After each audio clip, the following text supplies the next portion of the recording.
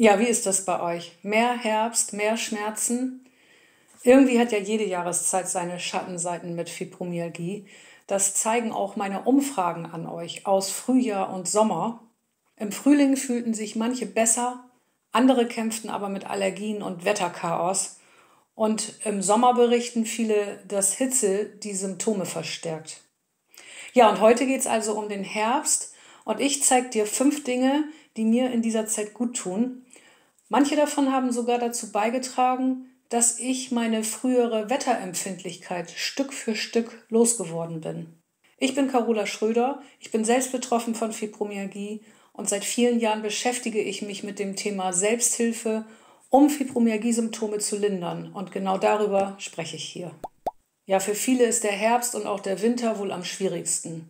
Nicht nur, weil es kalt ist, vor allem wohl wegen der Kombination aus Kälte, Nässe, feuchter Luft, ja und auch fehlendem Sonnenlicht letztendlich. Das verschärft bei vielen die Symptome, glaube ich, führt zu mehr Muskelverspannung und insgesamt zu einem schlechteren Wohlbefinden. Ja, und auch die Haut reagiert im Herbst und im Winter oft empfindlicher. Bei manchen entzündet sich die Haut sogar durch die Trockenheit. Und falls du auch Hautprobleme hast und schon lange auf der Suche nach einer richtig guten Pflege bist, dann empfehle ich dir die biozertifizierten Produkte von MySalifree, dem Sponsor dieses Videos. Und den Link zum MySalifree Shop und einem Rabatt findest du in der Videobeschreibung. Ja, vielen Dank an MySalifree für die Unterstützung. Bevor ich jetzt gleich erzähle, was mir gut tut und was mir mit dem Wetter geholfen hat, da möchte ich noch ganz kurz davon sprechen, wie das bei mir früher war.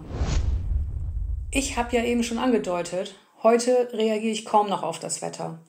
Aber auch bei mir war das schon mal sehr ausgeprägt, wirklich ganz schlimm. Und die schlimmste Jahreszeit für mich war der Frühling.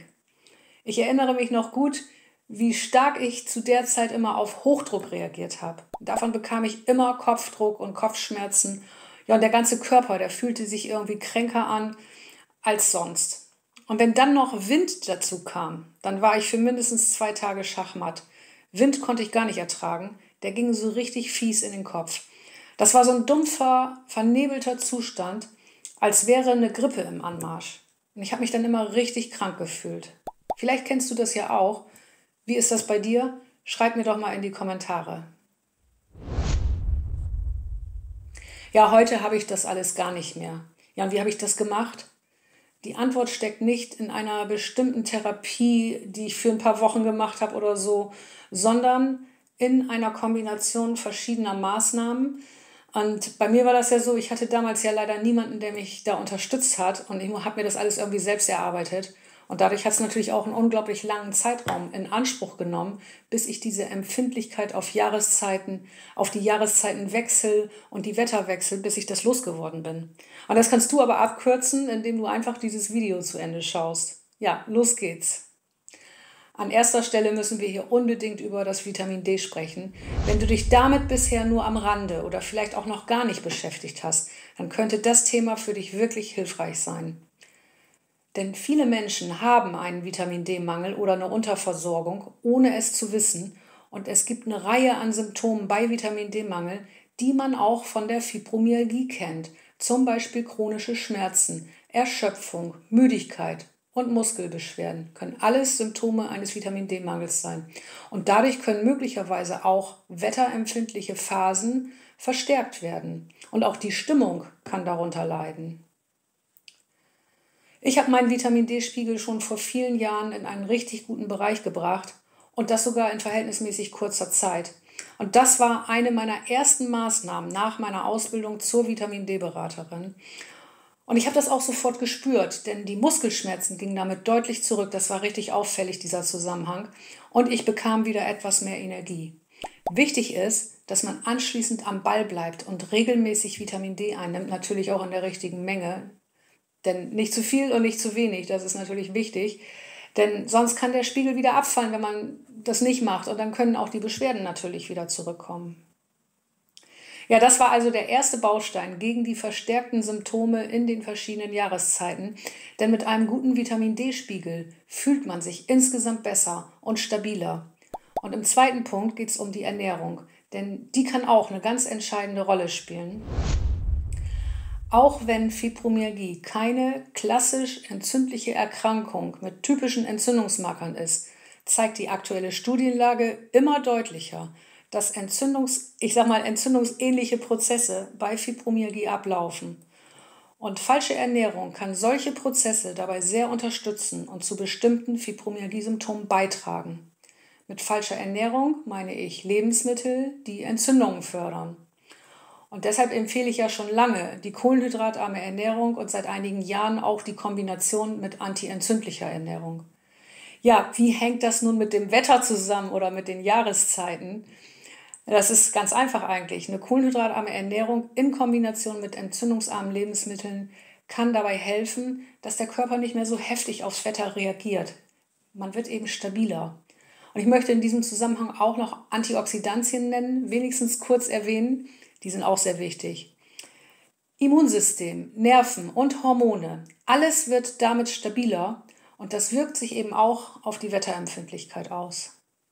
Die richtige Ernährung kann hier also ein großer Hebel sein und genau so erlebe ich das ja auch. Die Ernährung trägt bei mir dazu bei, dass ich das Wetter oder den Jahreszeitenwechsel kaum noch spüre. Dafür ernähre ich mich nicht nur kohlenhydratarm, sondern, wie ich es auch eben schon gesagt habe, seit einigen Jahren auch antientzündlich. Und ich vermittle dies auch in meinem Ernährungscoaching, wenn das gewünscht ist, natürlich nur. Ja, sprich mich einfach an, wenn du dabei Unterstützung suchst, wenn du interessiert bist. Oder schau auch mal in dieses Video hier rein. Da findest du vielleicht auch einen guten Input für dich. Du siehst also, Ernährung kann richtig viel bewirken und ein ganz spezielles Thema ist da für mich dann auch noch das Omega-3. Denn das kann ein starker Hebel gegen stille Entzündungen im Körper sein. Und wie du ja jetzt schon weißt, kann genau das dabei helfen, weniger empfindlich aufs Wetter zu reagieren. Omega-3 nehme ich schon seit vielen Jahren täglich ein. Durch eine Messung habe ich damals nämlich festgestellt, dass ich einen ordentlichen Mangel hatte. Mir hat es vor allem bei den Schmerzen im Rücken geholfen, die sich für mich damals entzündlich angefühlt haben. Ich habe immer das Gefühl gehabt, ich habe einen entzündeten Rücken. Und meine Konzentration hat sich dadurch auch verbessert. Mein Kopf wurde dadurch insgesamt wieder klarer.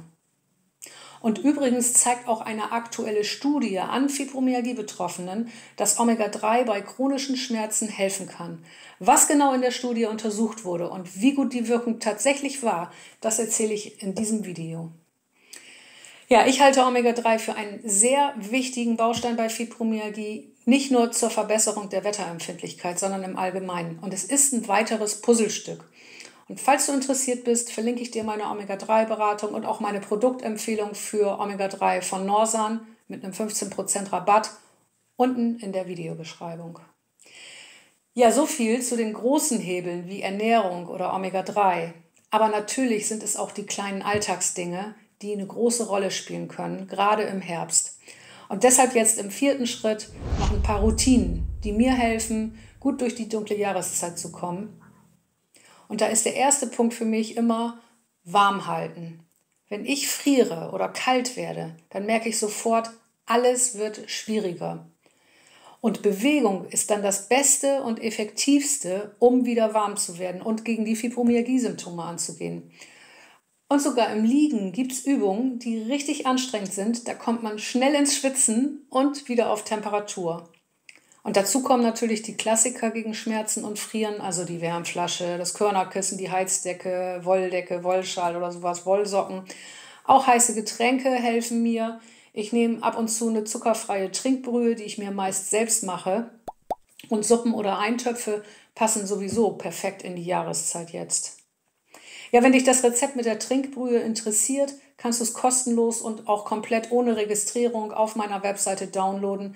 Den Link findest du in der Videobeschreibung. Und falls du noch einen Tipp gegen kalte Füße brauchst, da mache ich eine kleine Übung im Stehen. Auf die Fersen stellen, Zehen anziehen und dann im Wechsel auf die Zehenspitzen stellen. Das Ganze ein paar Mal wiederholen, natürlich mit Pausen dazwischen, nicht übertreiben, sondern immer, wenn es dann anstrengend wird, Pause machen, auch wenn es nötig ist, eine längere Pause, aber dann eben immer wieder wiederholen und zwar so lange, bis die Füße wieder warm sind. Bei mir sind das ungefähr, ich glaube, ich mache dann so 3, 4 Mal, 15 Mal hintereinander das Ganze, ich würde es mal so einschätzen und dann habe ich warme Füße. Ja, ich habe ja jetzt gerade schon Bewegung angesprochen und das ist auch mein nächster Punkt. Bewegung ist für mich das beste Mittel, um wieder warm zu werden. Das Problem ist nur, ich bewege mich eigentlich gar nicht gern. Das ist so. Aber ohne regelmäßige Bewegung geht es mir wirklich schlechter und die Schmerzen nehmen dann wieder zu und ich friere auch viel öfter. Und deshalb habe ich mir so eine Art Grundroutine aufgebaut, die sich im Laufe der Zeit immer so ein bisschen verändert. Und im Moment ist das bei mir so, da jogge ich morgens eine halbe Stunde, das mache ich wegen der Osteoporose. Ehrlich, Spaß macht mir das nicht, überhaupt nicht. Aber es ist wichtig für meine Knochen. Orientiere dich jetzt aber bitte nicht an mir. Falls du mit mehr Erschöpfung und Schmerzen zu tun hast, das wäre keine gute Idee.